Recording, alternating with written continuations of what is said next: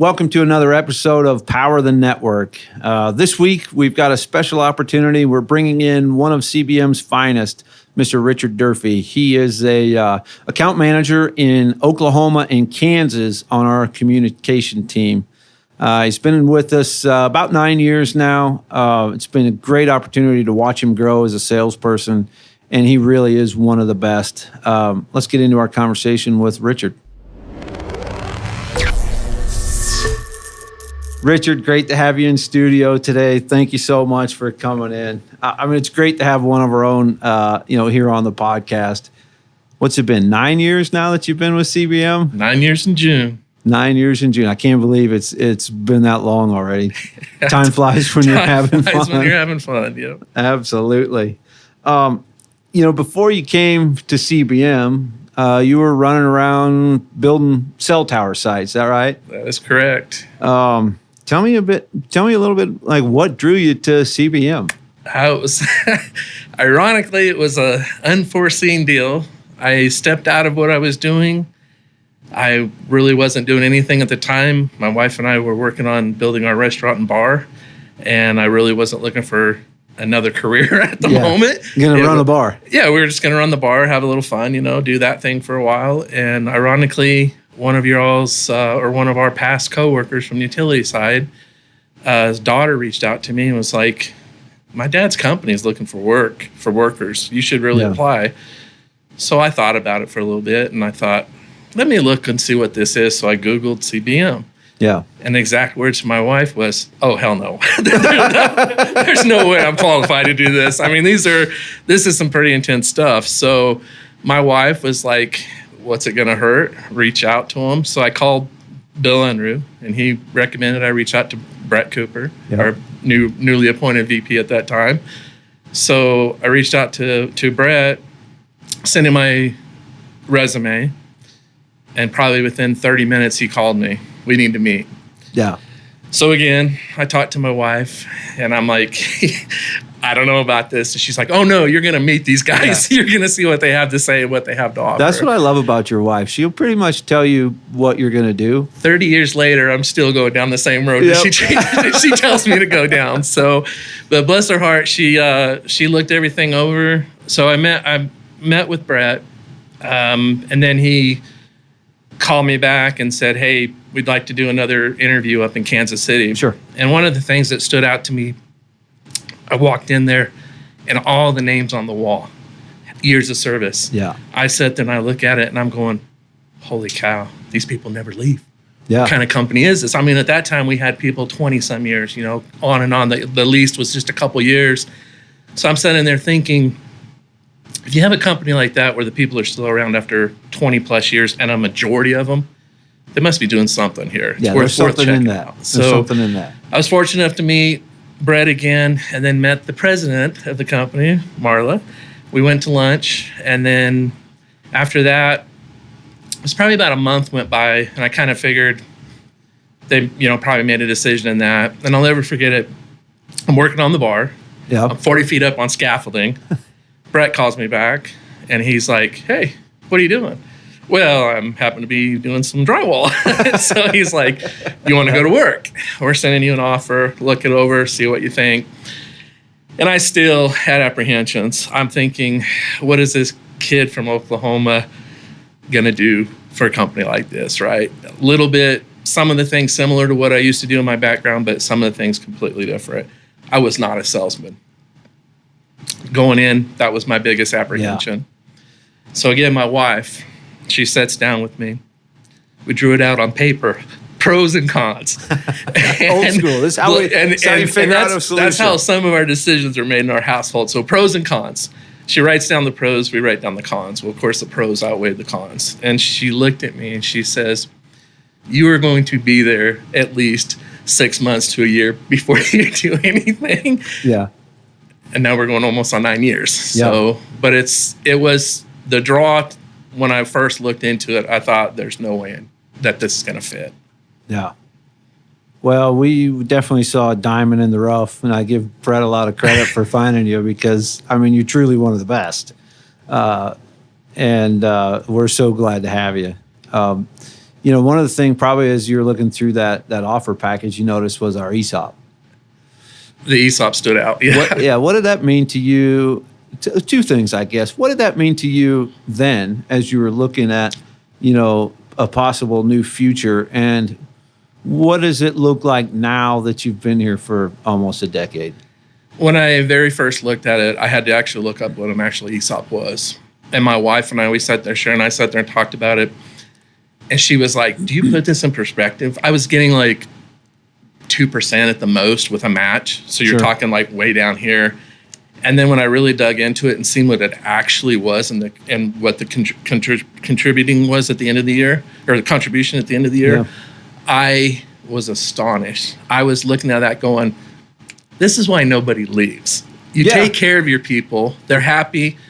Great retirement. And not only that, but as we got to look and diving in more to it, we are the actual owners of our company.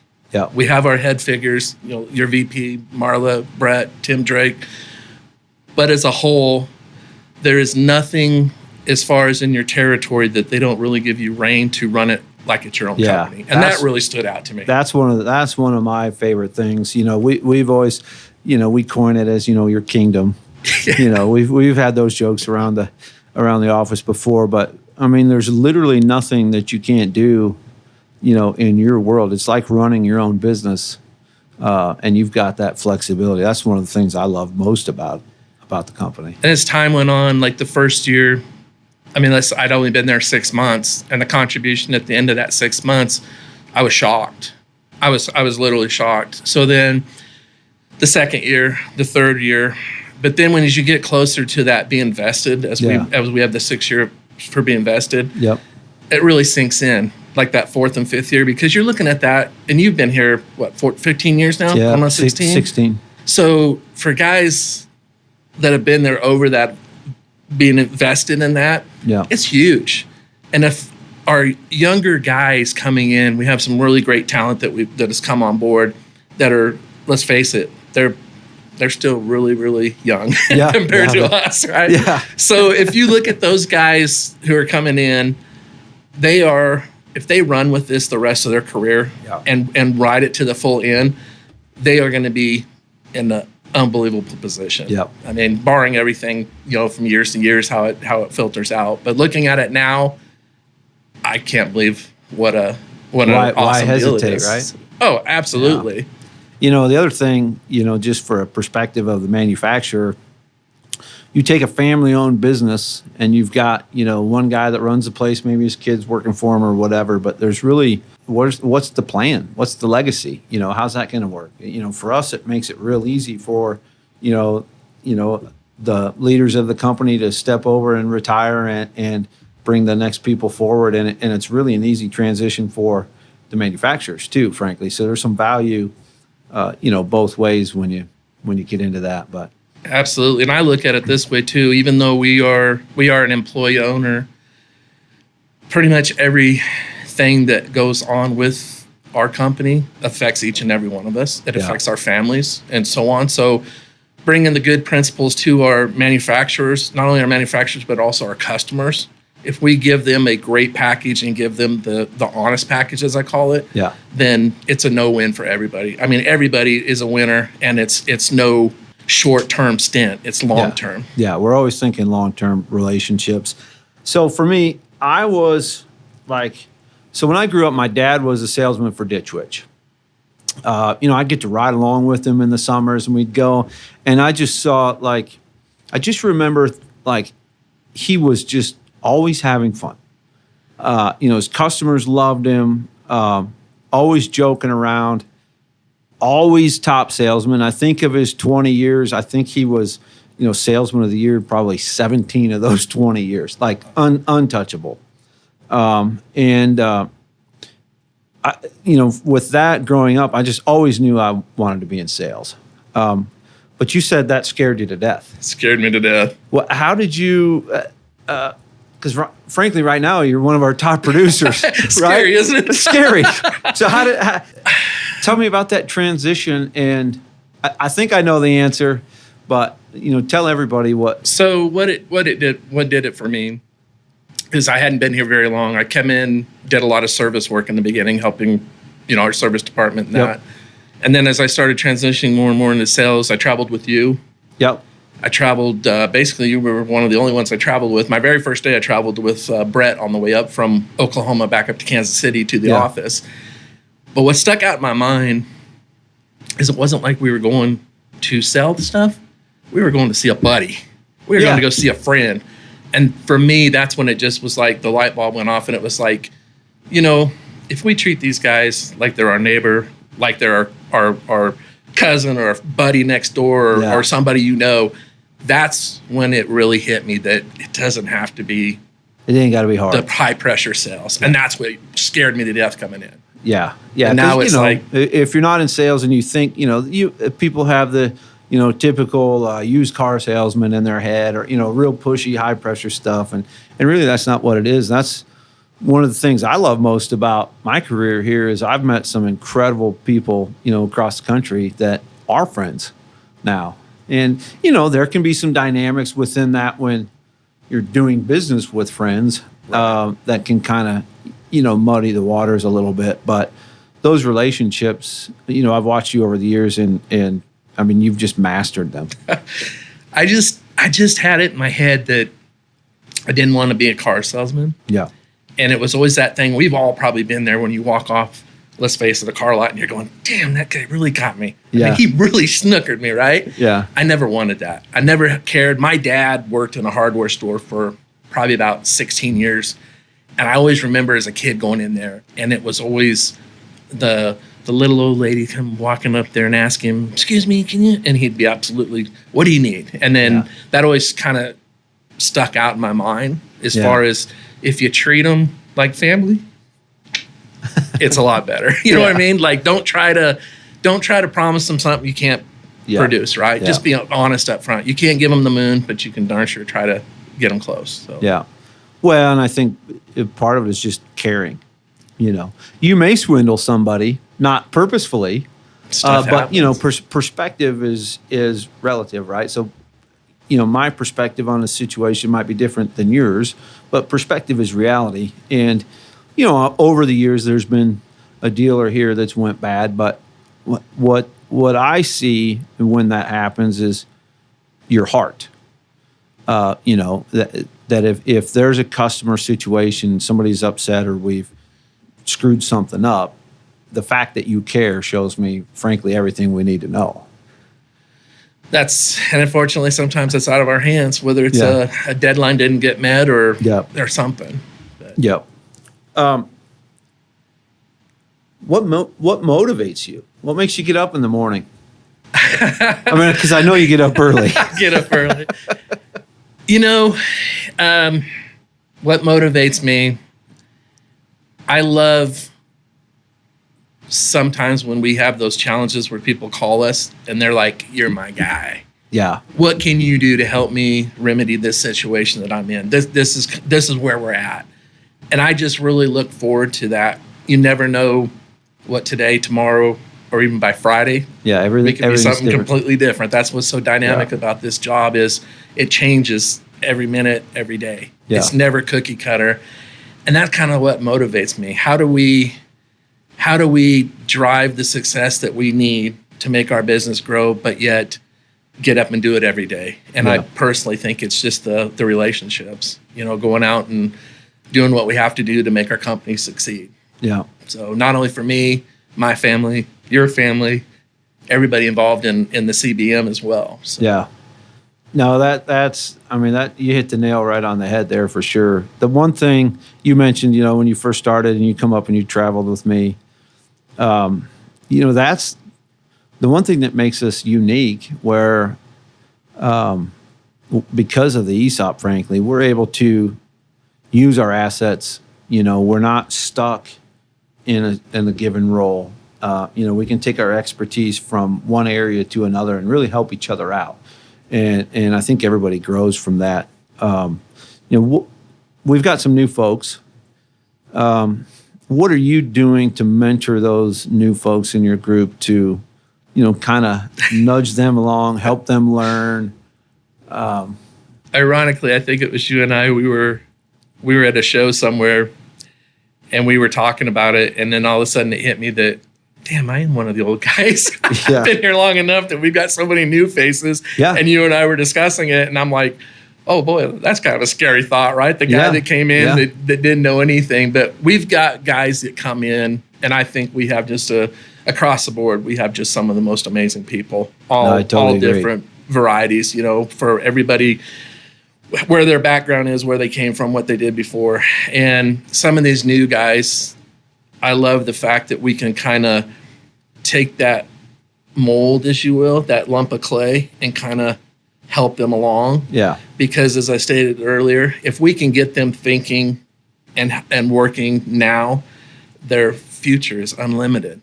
Yeah. If we can just mold them and help them along. So one of the things I like to do is, obviously, I'm not afraid to help anybody. Yeah. If you need something. First one to be there every time. Just how I was raised. You always help those in need. And even if they're not in need, if you can nudge them or help them. Now, sometimes we maybe criticize a little bit because we would have done it differently. But overall, if we can build them up and grow them along, it's just going to be better for the future. Yeah, that's our future. That's our future. That's our retirement. Yep. That's their retirement. That's the whole company. So if you get anything out of this episode, just remember that we work in several different markets. We've got expertise in many areas. And if we don't, we've got the relationships to find the answers that are right for you. We go really deep with our relationships, and that's really what we value here at CBM. If we can be of service to you, please reach out, cbmrep.com.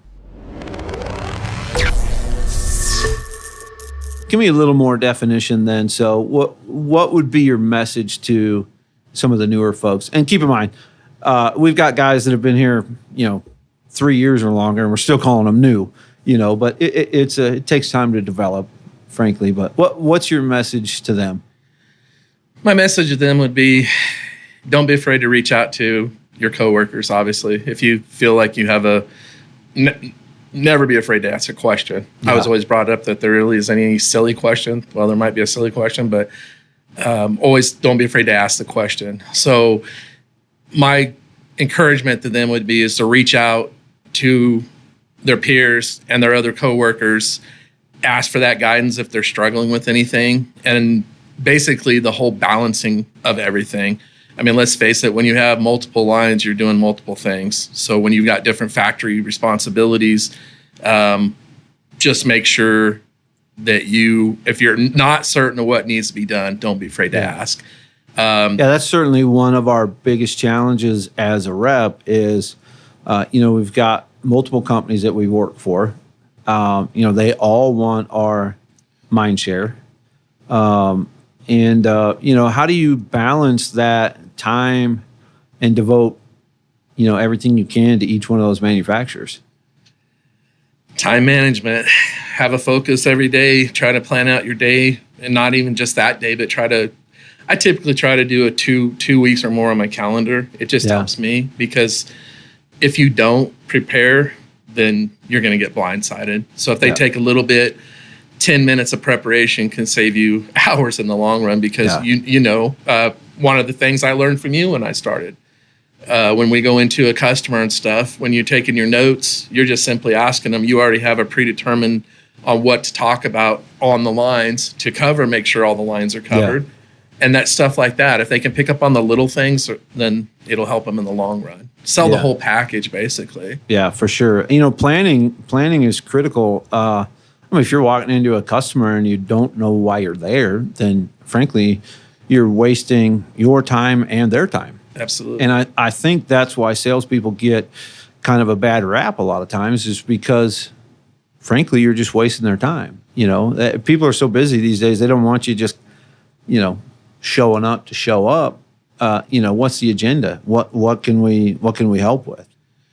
Best thing is trying to do, like you're saying, is you want to go there with a predetermination of what you're talking about or trying to discuss with them, not just show up for a free lunch or just a chat. I mean, some of our newer people have reached out, and it's, they'll ask you certain times, like, how do you do this or you do that? And it's the only advice I can always try to give them is It takes time. Yeah. This wasn't invented overnight. We always tell new overnight. people it takes, it's 2 or 3 years to really develop a territory and really get in the groove. And everybody's like, that's, and then 2-3 years in, they're like, well, yeah, you're right. It's ironic because in the beginning, you would tell me that different people, like, give it 2 years. And then it was almost like clockwork. After 2 years, your phone doesn't stop ringing and you're like, oh my gosh, you were right. It literally will come at a point. Don't try to force it early. Just try to do what you have to do to make sure everybody's taken care of, though. Learn what you can. And that's one thing I've noticed with you. Some of the products that we rep, you weren't an expert on those. You didn't. I mean, most of them you probably hadn't even heard of. A lot of them, no. How did you become so good so quickly with just your product knowledge is frankly better than mine? So might sound a little crazy, but how many nights we spend a lot of nights in motels. Yeah. I mean, on average, over 100 plus nights or more. Yeah. What do you do in the motel besides watch the Idiot Box? Yeah. You get bored. In my early days, I would take, whether it be that preform catalog or whatever manufacturer's catalog, and you just find yourself reading that instead of watching the TV. Maybe have it on for background noise. And then as you start going in and learning and seeing stuff, you're like, that's that product. That's how it works. And as you start talking to those customers and they're asking you about an MST or they're asking you about some widget, your mind goes back to where you start reading that stuff. And that's what I encourage these younger guys. One of our new guys that's been with us just not even a year yet, he asked me the same question. Yeah. And I said, take this book and read these at night. Just read through them. Get familiar with what the product is and what it does.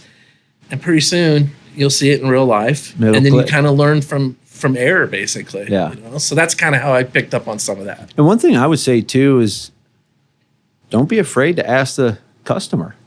Absolutely. Sometimes we can't be an expert on everything. And one of the things from doing this podcast, I've met a bunch of different folks in several different markets, and I'm not an expert in many of it. So you have to be open to learning and not feel like, you can, and even if it's a customer, look, I'd like to understand how this works for you. Help me help you sometimes. Exactly. So yeah, that's a great. And I think that goes back on the mindset, honestly. If when you're beginning, if you are just honest with them and upfront, like we've all been there. You walk in there and you try to sell somebody this thing that you have really no idea. You know how it works, but not to quite. Like you're an expert, Not right? quite, You're just praying, going, "Oh my goodness, I hope they don't ask me. I hope they don't ask me." And but I find in the beginning, if you go in there and just say, "Hey, look, I'm an expert by no means, but I know a guy," right? So I got a guy. I think you got to be puts honest. them more at ease, and then they're like, "You're not in there trying to sell me something that I'm obviously not going to be using because I don't, So Yeah. I think that goes a long ways. So. Well, and when you build those relationships, you'll find later that you can bounce things off your customers too. Whether you're looking at a new line or whatever, you can call some of your good customers up and just get their perspective on different things, and they'll give you honest feedback as well. Absolutely. So that's a win-win. One of the things that I think is neat, for what we can do, we can put our resources in where they need to be, right? So not everybody, everybody within the team has kind of got a different area of expertise. So, we can use those resources across company lines or across territory lines or whatever, and put the right people in the right places. And I think that gives us some flexibility. What's a good example of that in your world? Honestly, I think it's when you and I went out to Kansas and we worked with our utility team on a new jetting. They had never been in the jetting field. I mean, I thought that was a great example. Yeah, that's a great example. We took two different sides of the house, so to speak, utility and communications, merged together, went out, did it, got it done. Yeah. And the customer at the end of the day was just like, wow, Yeah. Does it usually work that way? A lot of times, maybe not. Maybe But not. stuff like that is where, like you said, we're not afraid to reach outside of our box and grab those other people that we can maybe bring in there to help out on certain scenarios. I mean, how many times have we done different demos and like either jetting or whatever classes, and we do a combined group? Yeah. That's what I love about it the most, is we're so dynamic that we can mold to wherever needs.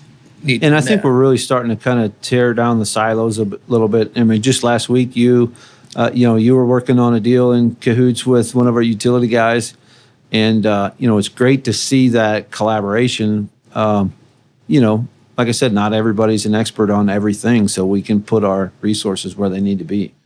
And that's what I love about the way that we're structured. I've gone to classes. In that 3-year classes, trying to advance that, and seeing the dynamics of how different companies operate. We are completely different. We are so unique that they allow us, our management and the way we're structured allows us to think outside the box. Yeah. There's some people that all they can do is focus straight ahead of what they have, and they can't veer right or left. It's straight on. Yeah. And I love that about us. Is we're over here, we can be here, we can be here or here. It doesn't matter. Flexible. As long as at the end of the day, we're trying to do what's best for our company. Yeah. And that's what I love, the free reign of it. Yeah. No, that's you hit it on the head again. That's exactly right. Many times, being in the sales role, people just think it's a party every day. You're out golfing every day. What other things do you like to do for fun when you're messing around as a sales guy? Well, a good fishing trip now and then wouldn't be bad. I mean, let's be honest. I mean, customers like to fish, but it's my sister who lives not far from me. She thought in her head that that's pretty much we are always gone. Yeah. Staying in hotels is just this glamorous lifestyle that we travel. And then when I'm home on the weekends, she's just like, well, what are you doing? Relaxing. Yeah. Relaxing. So, but yeah, it's outside of, whether you take people golfing or whatever. Yeah, it was a good fishing trip now and then, or, But the reality is it's not a party. It's not a party. It's work. You're away from your family, away from home. How do you balance that? That's always something I'm interested in is how people manage their life. How do you balance work, family? I struggle with that. I'll be honest with you. My wife will be the first one to just get on me. You're working this weekend. And it's not so much that you have to. It's just that catching up on stuff because you're gone all week. Yeah. I mean, not every weekend's that way. But when I'm home and we're focused on other things, I mean, we're going off-roading and with the razor or stuff like that, just out trying to spend time together or just hanging out, having, enjoying time together. So. Yeah. Well, and you have to be present no matter where you're at, whether you're at work, at home, you have to be present where you're at.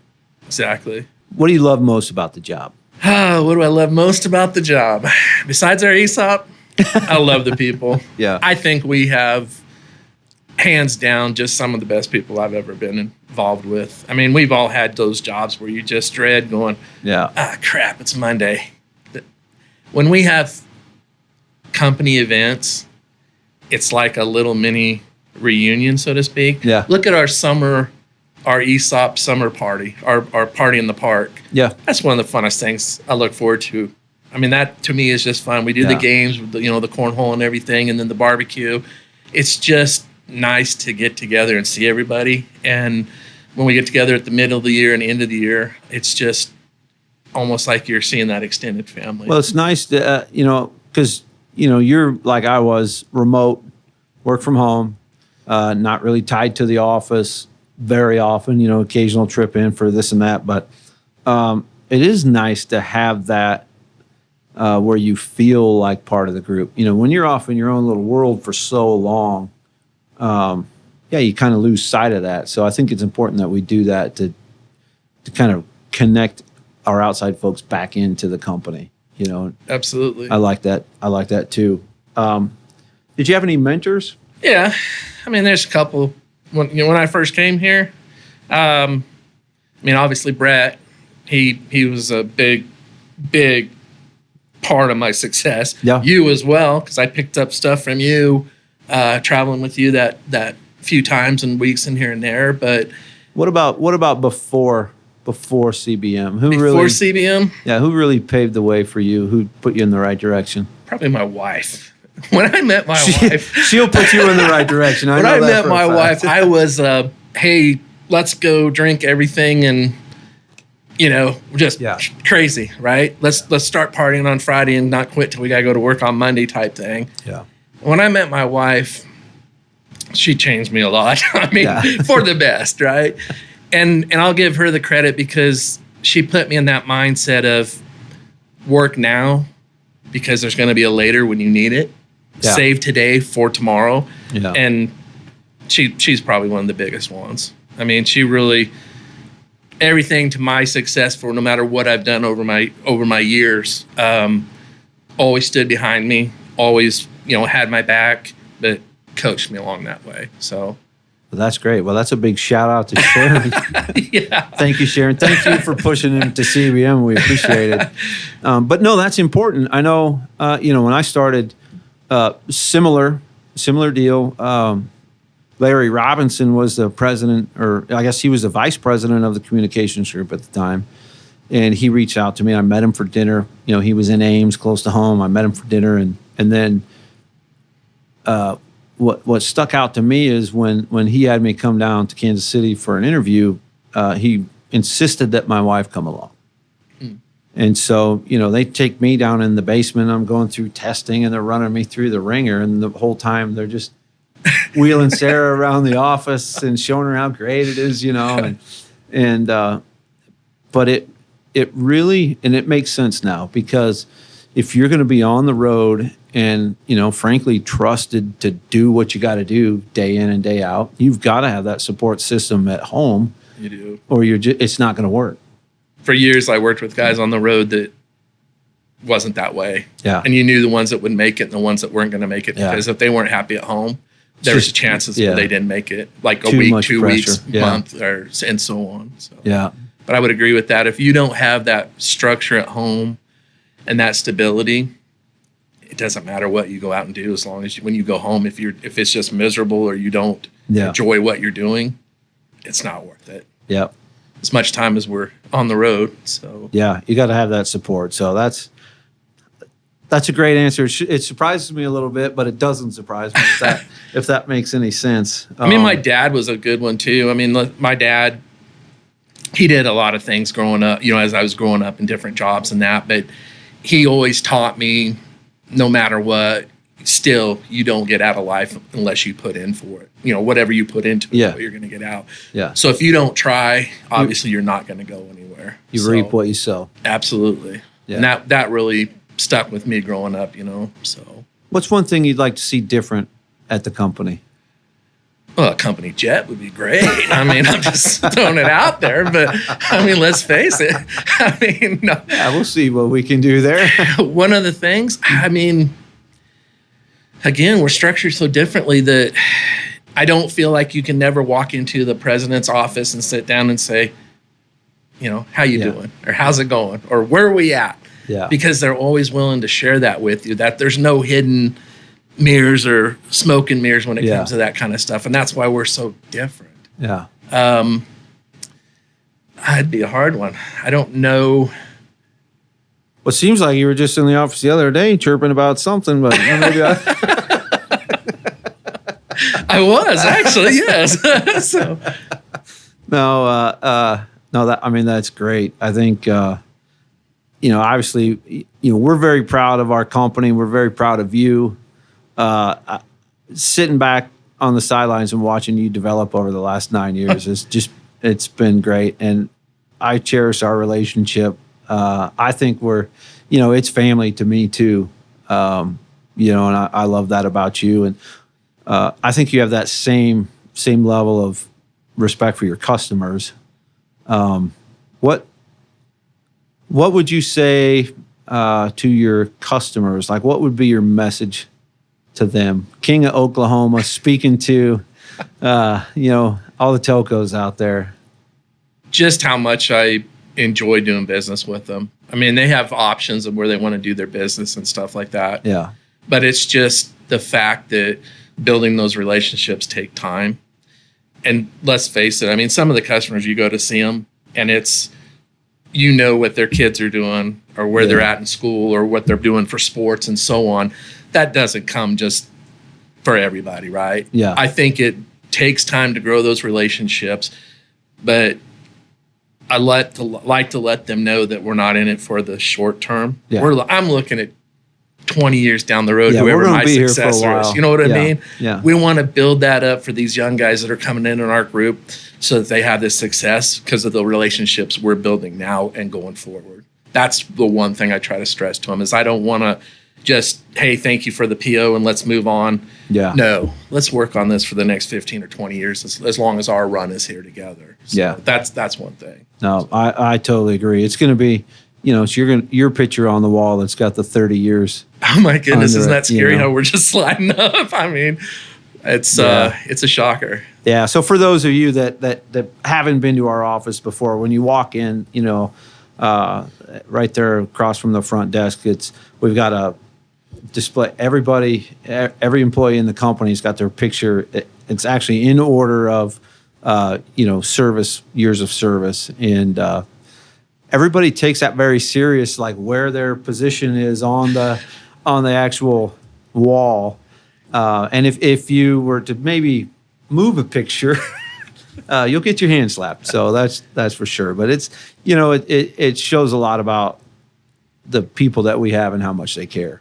But you look at that and you remember when you were that guy. You were that last peg on the wall. You were the guy on the bottom right. And you were like, I'm never going to move up. These guys never leave. And now we're both over on that second side on the, on the long-term side. I'm on the third side. Yeah. and then we're, as you just keep moving up though, but that's the thing, and then and it's kind of interesting when we see these new guys come in, the ones that have been there a couple of years or newer, and they're not the new anymore because they're somebody else. And they're like, when I was that guy. That one position, it makes all the difference. So, makes all the difference. Two most important positions, the one very up here on the left and the one on the bottom right. Yep. So, Yeah, no, that's exactly right. I remember one of our former VPs of our utility group,